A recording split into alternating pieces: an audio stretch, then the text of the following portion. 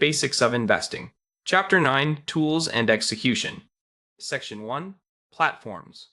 A trading platform is the place where your investing decisions become actual actions.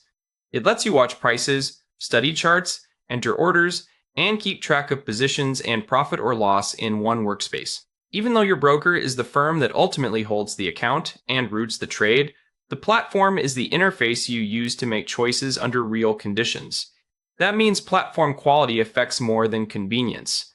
It can influence how quickly you see information, how accurately you place an order, and how confidently you manage a position when markets are moving.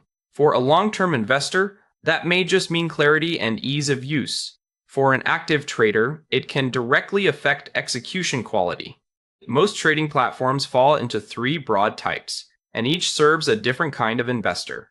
Broker-native platforms are built by the brokerage itself, and are usually the easiest place to begin because the account, data, and order entry are already connected. Third-party platforms sit on top of a broker connection and often offer stronger charting, better customization, or more advanced workflows. Direct market access, or DMA, tools go a step further and focus on routing control, speed, and deeper access to market liquidity. As you move across those categories, simplicity usually decreases while control and complexity increase. So the best platform is not the most advanced one. It is the one that matches how you actually invest or trade. Broker-native platforms are the default starting point for many investors, and for good reason. Because the broker built the software, the platform usually works smoothly with the account from day one. Balances, buying power, watch lists, research tools, and order entry are all in one place, which reduces setup friction and lowers the chance of technical mistakes. They are also often included with the account, so there may be little or no separate software cost. The trade-off is flexibility. If you later decide to move to a different broker, you may have to leave the platform behind and rebuild your workflow somewhere else. For beginners and long-term investors, though, that convenience can be a major advantage. Some investors eventually want more than a broker-native platform offers. Third-party platforms are popular when charting, customization, alerts, or automation become more important to the strategy. These tools often connect to the broker through an API, so they can give you a more tailored trading environment while still using your brokerage account for execution. DMA platforms are even more specialized, focusing on fast routing, order book access, and tighter control over how orders reach the market. That can matter a great deal for highly active traders, but it also brings more complexity, higher cost, and more room for user error. For most beginners, those trade-offs are not worth it yet. The key idea is that more power is only helpful if your method actually needs it. When comparing platforms, focus on the features that directly support your strategy instead of the ones that just look impressive in a demo. If you mostly invest for the long-term, basic charting, standard order types, and reliable account access may be all you need. If you trade more actively, details like advanced indicators, bracket orders, real-time data quality, and routing speed can matter much more. A platform with dozens of tools is not automatically better if you only use 3 of them. On the other hand, a simple platform can become a real limitation if your strategy depends on order precision or fast response. Start with your actual process: how you analyze, how you enter, how you manage risk, and how fast you need to act. Then look for a platform that supports that process cleanly. A polished interface can hide serious weaknesses if the underlying data and system performance are poor. For example, some platforms show delayed quotes unless you pay extra for real-time market data, and that matters if you are trying to make decisions from current prices. Level 2 data can add even more depth by showing more of the order book, which may be useful for active traders but unnecessary for many investors. Speed matters too, because even small delays between what you see and what the market is actually doing can affect entries and exits. Reliability may be the most underrated factor of all. A platform that freezes or becomes unavailable during volatility can create stress and costly mistakes. That is why experienced traders often keep a backup method ready, such as web access, a mobile app, or even the broker's phone desk. The format of the platform matters almost as much as the features inside it. Desktop platforms are usually the most powerful, the fastest, and the most customizable. which is why active traders often prefer them. Wet platforms are more convenient because you can log in from almost anywhere without installing software, and they often provide a good middle ground between access and functionality. Mobile platforms are excellent for monitoring positions, checking alerts, or making simple changes when you are away from your desk. But mobile is usually the weakest choice for fast decision making and precise execution because of screen size, touch input, and reduced workspace. So, this is really a trade-off between power, accessibility, and portability. The right choice depends on how and where you expect to make decisions. It is easy to compare platforms based on the headline price and miss the real cost of using them. A platform may look cheap at sign-up, but once you add market data fees, commissions where applicable, and premium features, the true monthly cost can be much higher. For an active trader, those ongoing expenses can materially affect results. For a long-term investor, the extra costs may not make sense if the added tools are rarely used. This is why it helps to think in total cost terms rather than software fee alone.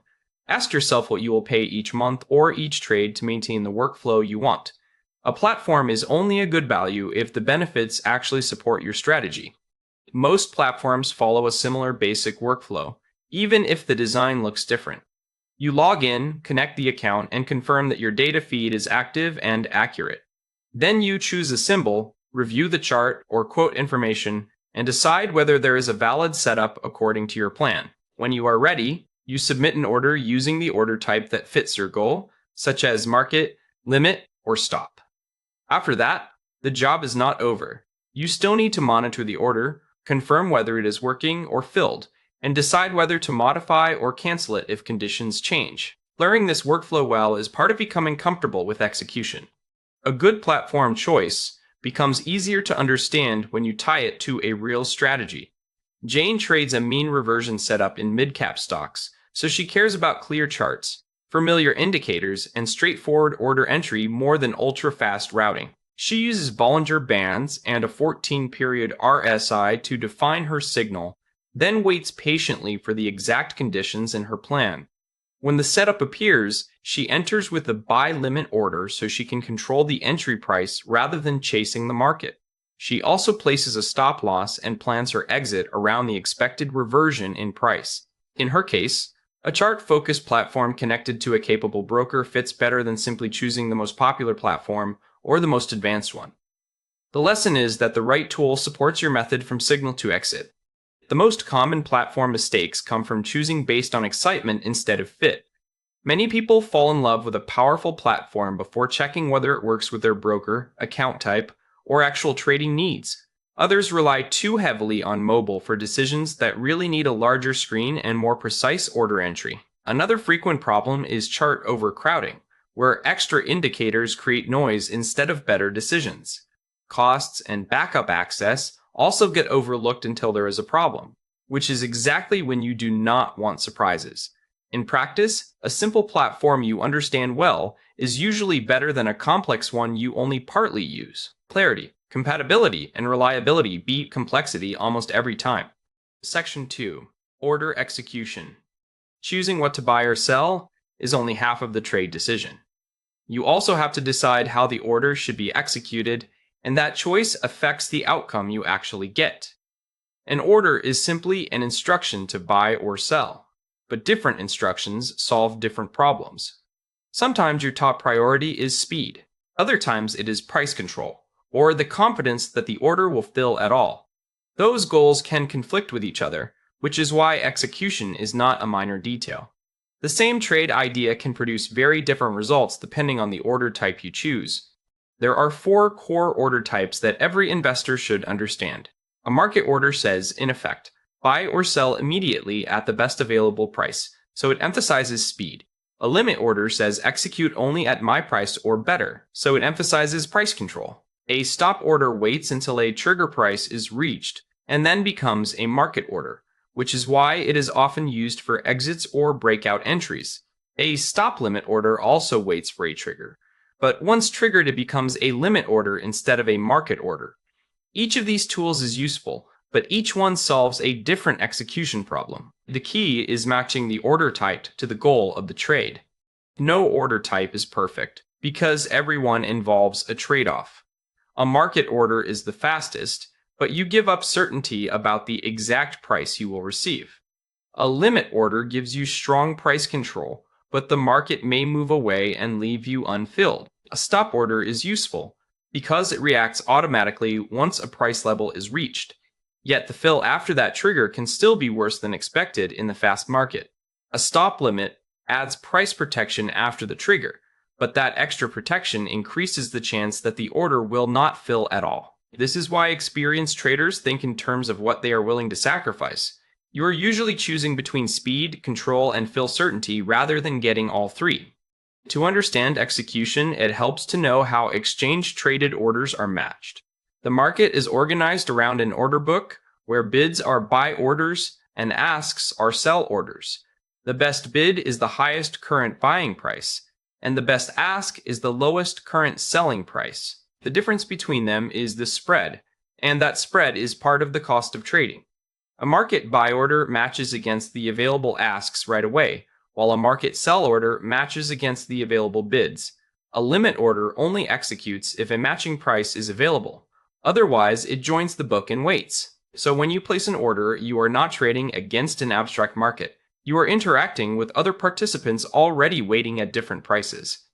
Liquidity plays a major role in how cleanly an order gets filled. In a highly liquid market, there are usually many buyers and sellers close to the current price, which often leads to narrower spreads and smoother execution. In a less liquid market, there may be fewer resting orders at each price level, so the spread can widen and the available size can be thin.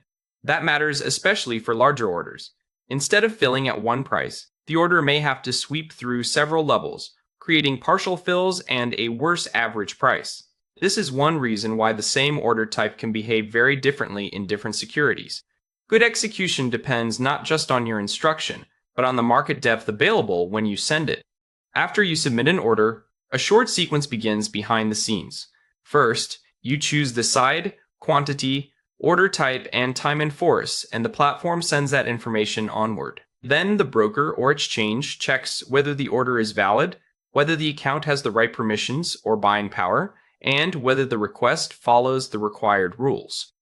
If it passes validation, the order is routed according to the broker's process and the logic of the order type. It may be matched quickly, partially matched, or left waiting. Finally, you receive a result showing a full fill, a partial fill, or no fill at all. Understanding that process helps you avoid the mistaken idea that clicking submit means the trade is instantly complete. Order type tells the system how to trade, but time in force tells it how long to keep trying. A day order is active only for the current session and expires at the end of that trading day if it does not fill. GTC, or good till cancelled, stays active across sessions until it fills or you cancel it, which means it can remain exposed longer than you may realize. IOC, immediate or cancel, tries to fill whatever it can right away and cancels the rest. FOC, fill or kill, requires the entire order to be filled immediately or not at all. These instructions are easy to overlook, but they matter because they shape both execution and risk. A good order choice includes both the type of order and the amount of time you want that order to remain alive. A simple quote can hide the real execution risk behind a market order. Suppose the bid is $100.20 and the ask is $100.25, so the spread looks small.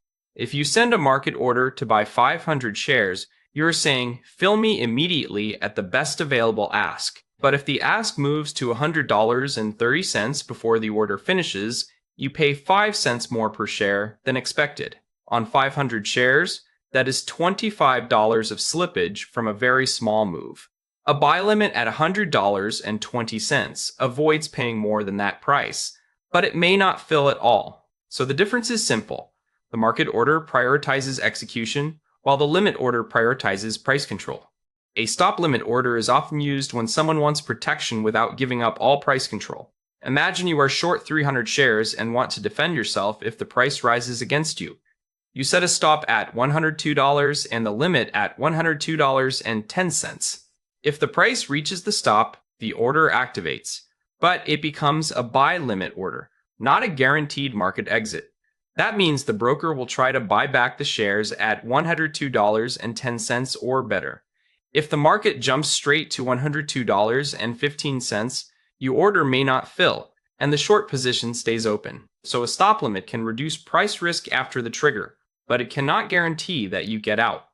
Many execution mistakes happen because people use an order type that does not match their real objective. Market orders can be useful, but in very illiquid conditions they can produce unpleasant price surprises. Stop orders are also widely misunderstood because the stop price is only a trigger level, not a promised exit price. That is a crucial distinction. Triggering an order is not the same thing as restricting the price. Limit orders and stop limits help with price control, but they increase the chance of getting no fill. A practical question solves most of this confusion. Do I care more about getting filled or about controlling price? When you answer that honestly, the appropriate order type usually becomes much clearer. Section 3. Paper versus live. Paper trading and live trading can look almost identical on the screen, but they feel very different in practice. Paper trading uses simulated money, so it gives you a safe way to practice without real financial consequences. Live trading uses real capital, which means every gain and loss matters in a more immediate way. The tools may be the same, but execution quality and human behavior often change once real money is involved. A strategy that looks calm and easy in simulation can become more difficult under pressure. That is why paper trading is useful, but not equivalent to live experience. Paper trading is valuable because it lets you build skill without paying tuition to the market. It is an excellent place to learn order entry, practice using market, limit, and stop orders, and become comfortable with your platform's workflow. It also gives you room to test strategy logic before real money is involved. Just as important, it helps you build routines, such as checking setups, sizing positions, and reviewing trades consistently. Because there is no capital at risk, you can make mistakes and learn from them without financial damage. Used properly, paper trading is not fake practice. It is rehearsal for real decisions. Live trading feels different because real money changes the emotional meaning of every outcome. A loss that looks manageable in simulation can feel much harder to tolerate when it affects your actual account. Gains can also distort behavior by tempting you to take profits too early instead of following the plan. Many traders hesitate more at entry, second-guess good setups, or start moving stops and targets once the position is live. In other words, the strategy may be unchanged, but the decision-making becomes less stable under pressure. This is why discipline often weakens when someone first goes live. The market did not change as much as the trader's emotional response did. Execution is also less forgiving in live markets than it often appears in simulation. Paper systems may assume you get filled at or very near the displayed price, but real orders have to interact with actual buyers and sellers. If liquidity is thin or the market is moving quickly, your order may fill at a worse price, fill only partially, or not fill at a worse price, fill only partially, or not fill at all. Stop orders can be especially surprising because they may trigger at one level and then fill beyond it. That gap between the expected price and the actual fill is slippage. So even if your strategy logic is sound, live results can look worse simply because real execution is messier than a simulator suggests. Simulation has limits because many real-world frictions are simplified or missing.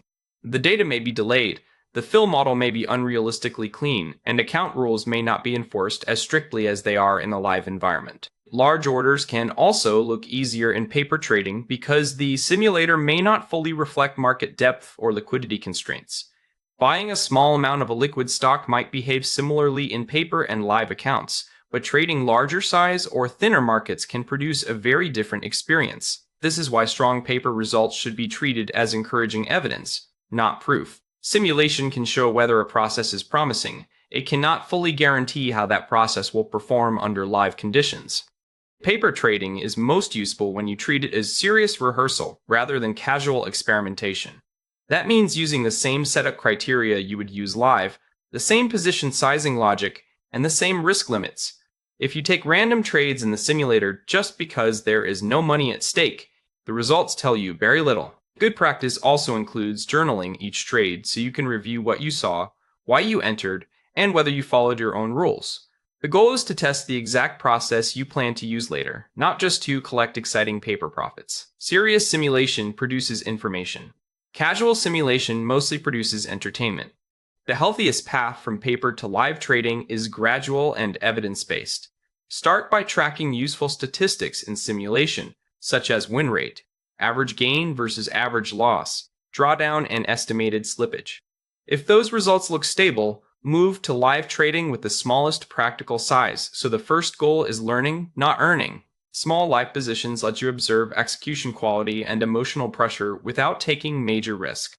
Only after the live results begin to resemble the paper results should you consider increasing size. Even then, scaling should be slow and deliberate. Consistency earns the right to more risk. Maria's experience shows why the move from paper to live trading deserves respect. In simulation, her strategy was strong and the results gave her confidence. But once she went live, a limit order that would have seemed easy in paper did not fill, and a stop order executed worse than she expected. Those frictions did not necessarily mean the strategy was broken. They revealed that live execution and live emotions were adding difficulty the simulator had not fully shown. Instead of forcing the issue, she reduced her size and reset her expectations. That response was wise because going smaller gave her room to learn the live environment without turning a useful lesson into a costly one. The most common mistakes in this transition are usually psychological, not technical. Many people assume paper profits will transfer directly to live trading, even though fill quality, slippage, and emotional behavior may be very different. Others go live after too little data, which makes them overly confident based on a small sample. Another common error is increasing size too quickly before the process is stable under real conditions. When that happens, emotional pressure rises at exactly the wrong time. A better approach is to test realistic conditions, collect enough evidence, and scale slowly only after consistency appears. The objective is not to prove yourself quickly, it is to become reliable. A practical way to compare paper and live trading is to run the same simple strategy in both environments and study the differences carefully.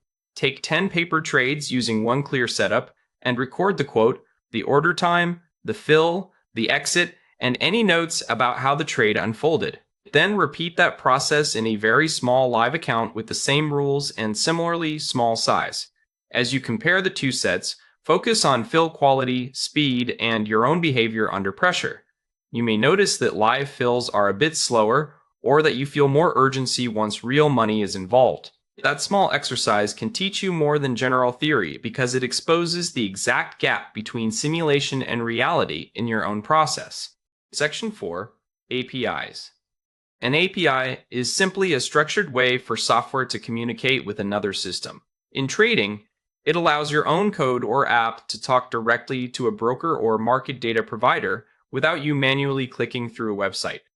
That means software can request prices, check account information, read positions, or even submit trades automatically. The API provides the rules for that communication, such as what information to send and what format the response will use.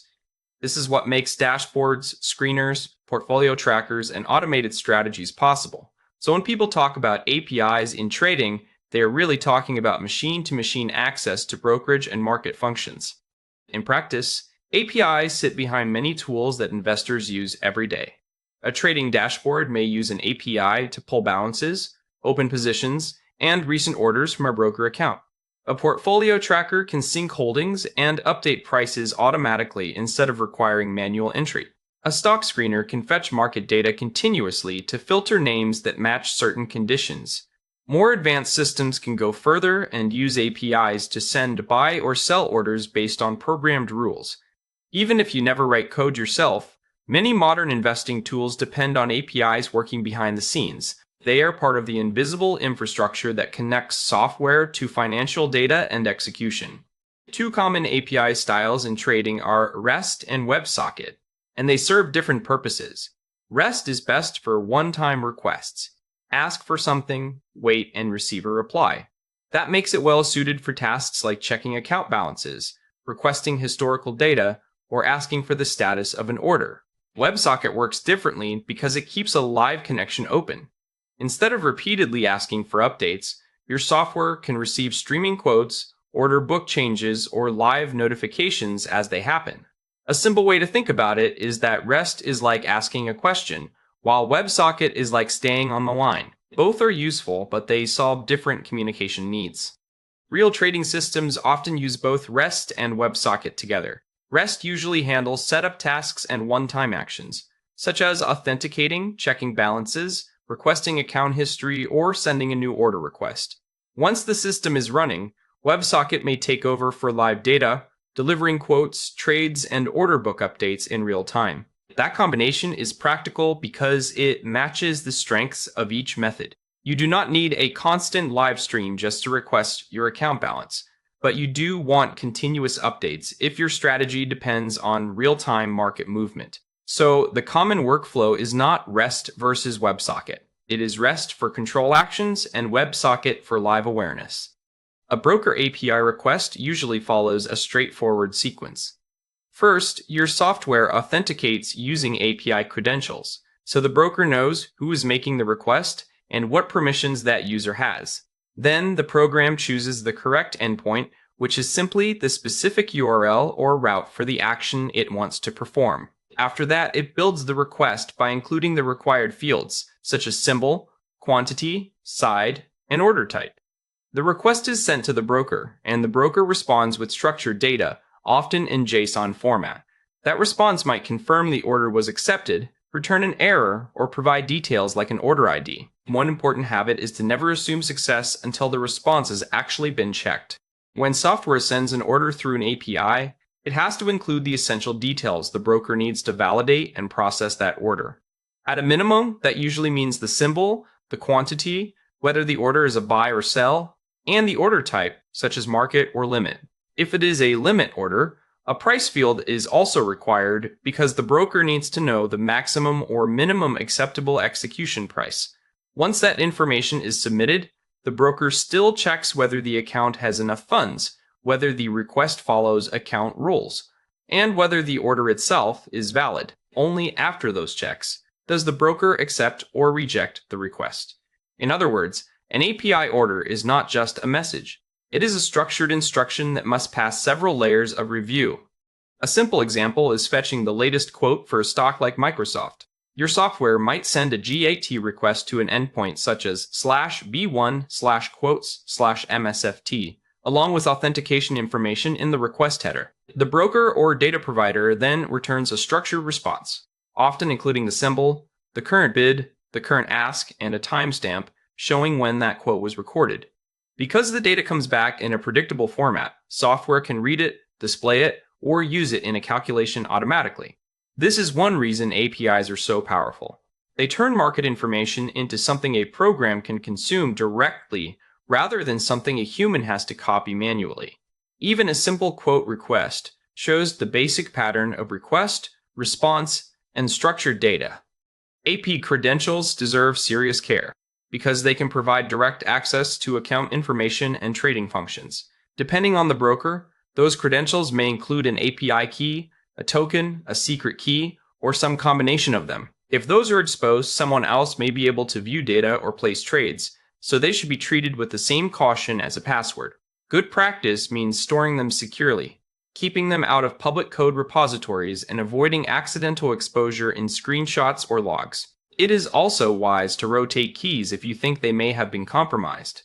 Convenience matters in automation, but security matters more.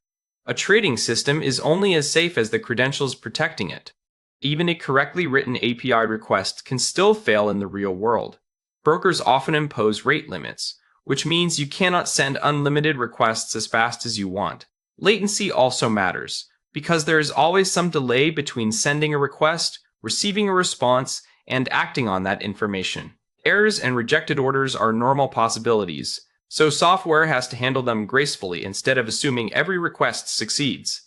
This is especially important in trading, where a failed order or stale response can create real risk.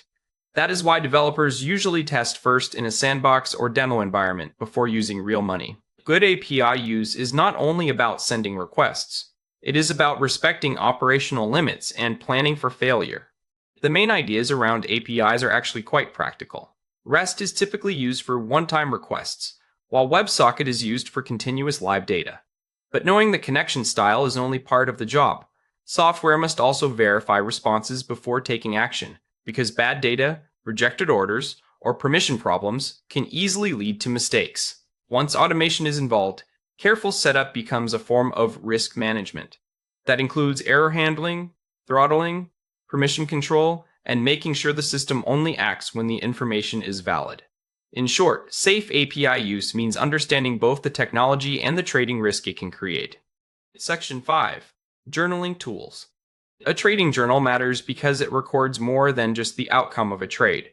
A brokerage statement can tell you what you bought, what you sold, and how much you made or lost, but it usually says nothing about why you acted or whether the trade followed your plan. A good journal captures your reasoning, the market context, and even your emotional state at the time of the decision. That makes it possible to judge the quality of the process, not just the result. A profitable trade can still be a bad trade if it ignored your rules, and a losing trade can still be a good one if it was executed correctly. The journal is what helps you make that distinction honestly. When you journal consistently, individual trades begin to turn into a useful dataset. After 20, 30, or 50 trades, patterns often appear that are almost invisible when you rely on memory alone. You may discover that your winning trades are often cut too early, or that your results depend heavily on time of day. You might also notice that losses become larger in high volatility conditions, or that many bad outcomes share the same rule-breaking behavior. These are the kinds of patterns that help you improve because they point to causes, not just outcomes. The important thing is to review the sample, not obsess over one trade. Journaling makes your own behavior measurable. Memory is selective, which makes it a poor tool for honest performance review. Big wins and painful losses tend to stand out, while small, repeated mistakes often fade into the background, even though they may be doing the most damage. Hindsight makes the problem worse, because after the trade is over, it is easy to rewrite the story and make a weak decision seem more reasonable than it really was. A written journal gives you evidence instead of impressions. It lets you see what you actually thought, what you actually did, and whether that matched your process. That reduces bias and makes a review more objective. In investing and trading, accurate records are a form of self-defense against distorted recall. The best journaling tool is usually not the most advanced one. It is the one you can use consistently without turning the process into a burden. A spreadsheet offers flexibility and control, which is great if you want custom fields or full ownership of your data. The downside is that manual entry takes effort, and that effort can make people skip trades or stop journaling altogether. Dedicated journaling platforms can import trades automatically and generate analytics like win rate, equity curves, and tag-based performance breakdowns. That convenience can save time, but only if the software fits your workflow and budget. In the end, consistency matters more than complexity. A simple tool used faithfully beats a sophisticated tool used occasionally. A useful journal usually tracks 4 broad categories of information. First are the basic trade details, such as the date, the instrument, the direction, and the size. Second are the execution details, including entry, exit, fees, and how long the trade was open. Third is the process layer, which often matters most for improvement, the setup, the reasons for the trade, your confidence level, and whether you followed your rules. Fourth are the outcomes, such as gross profit or loss, net profit or loss after costs, and return. Together, those fields let you study both what happened and why it happened. That is what turns a trade log into a real learning tool. Good journaling depends less on fancy software and more on the quality of the entries. The best habit is to log trades as soon as possible, while the details are still fresh and before memory starts smoothing over the rough edges. Specific notes are more useful than vague ones, especially for emotions. Writing anxious, impatient, or distracted tells you far more than writing emotional. It also helps to note market conditions, such as volatility, trend, news, or outside distractions that may have affected your decisions. Just as important, keep your labels and categories consistent across trades. Consistency is what makes later comparison meaningful. Journaling becomes powerful when you review it in batches instead of reacting emotionally to 1 or 2 recent trades. A weekly review is often much more useful than judging yourself after every single result.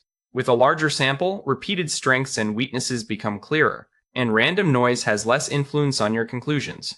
That allows you to spot patterns with more confidence, such as oversizing, poor exits, or strong performance only in certain conditions. Once you see a repeated pattern, the next step is to turn it into a rule. The goal is not just observation, it is observation that leads to better decisions. Casey's journal revealed a subtle but important distinction. Her high conviction setups actually performed well, while low conviction trades tended to lose, so the signal itself had value. But the journal also showed that her biggest losses came when she increased position size simply because she felt especially confident. In other words, the setup quality was strong, but the behavior around sizing was poor. That is exactly the kind of insight a journal can provide. It separates what is working from what the trader is doing badly. Based on that evidence, she created a better rule by keeping standard risk even on trades she rated as very high conviction. The journal did not just describe the problem, it pointed to a specific fix. A journal only helps if the information inside it is honest and usable. One common mistake is recording winners carefully while skipping losses, which creates a distorted picture of performance. Another is making the journal so complicated that it becomes exhausting to maintain. Some traders track only money and ignore process, which means they miss the behavioral reasons behind the results.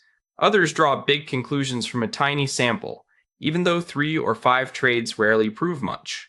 And of course, no tool can replace discipline on its own. A polished app does not fix weak habits, it only records them more neatly if you use it well. A simple review exercise can show whether emotions are affecting your exits more than you realize. Take your 5 most recent trades and write down the exit rationale and emotional state for each one before you look at the profit or loss. That order matters because it helps you describe the real reason for the exit without letting the outcome influence the story afterward. Once your notes are written, then check the P&L and look for clusters, especially where losing trades share emotions like fear, impatience, or frustration. You may find that the exit was not truly based on the plan at all. Finish by writing a sentence that begins, "My current hypothesis is that." That turns a vague impression into a testable idea for your next review.